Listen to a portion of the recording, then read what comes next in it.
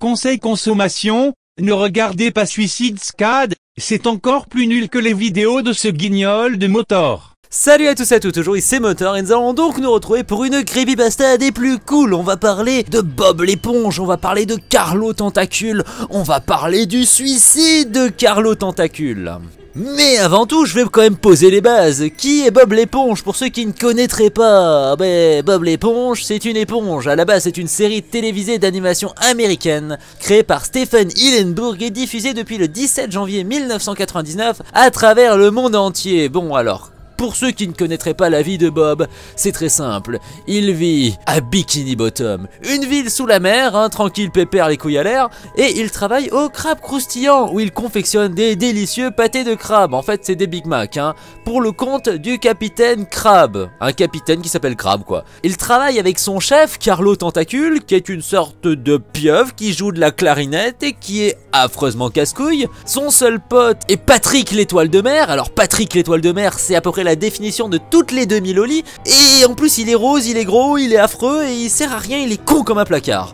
Bien entendu, Bob vit dans un ananas avec Gary, son escargot de compagnie, qui fait miaou. Ouais, c'est nul. Donc maintenant que je vous explique un peu le délire, on va partir sur l'épisode perdu de Bob l'éponge. Donc c'est vendredi soir. Michel vient de se vider les couilles sur un film pornographique. Il est 2h35 du matin et il se dit: et si je matais un dessin animé? Et si je regardais Bob l'éponge sur inséré nom de chaîne de merde pour enfants?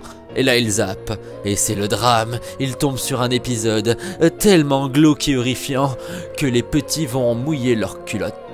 Du coup, l'épisode il commence normalement, Bob il fait des kebabs, et là Carlo Tentacule lui casse les roubignoles en lui disant: ce soir j'ai un concert, faut que je m'entraîne à la clarinette, donc je me casse, finis ton service. Carlo rentre chez lui, il s'entraîne avec sa clarinette, il met ses doigts partout sur le manche et il prend bien en bouche, si vous voyez ce que je veux dire. Et là arrive 21h, l'heure du concert, l'heure du drame, puisque quand il arrive, il commence à jouer, mais vu que c'est une pignole, il sait absolument pas jouer, il prend des tomates, des bouteilles, tout le monde le siffle, tout le monde le hue, il rentre chez lui en pleurs. Et là, déjà ça devient un peu glauque, t'as des espèces d'images qui pop, genre des photos d'enfants éventrés, des viols collectifs, des photos de chatons, bref, ce genre de truc affreux quoi. Et là il nous fait une Kurt Cobain style, il prend un fusil de chasse et pouf, il se fait sauter le coquillard. Bon là Michel il éteint la télé, il va se pendre. Pourquoi?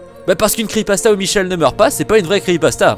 Débriefing. Alors qu'est-ce que je pense de cette creepypasta? Ça a beau être connu de tout, genre l'épisode perdu où Carlo se tire une balle dans la tronche.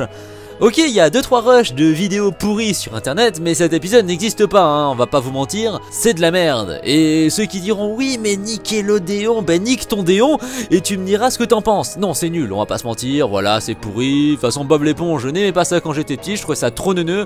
Alors une creepypasta sur un truc que je trouvais déjà neuneux, ça pouvait être que neuneux. Sachant que je suis neuneux, ça fait beaucoup de neuneux. Bon bref, voilà. En bref, c'est que Motor a voulu dire c'est que la pasta est aussi fragile que la vitre de ton iPhone 6 de riche, que l'histoire est la même que pour tous les épisodes perdus d'une série en carton.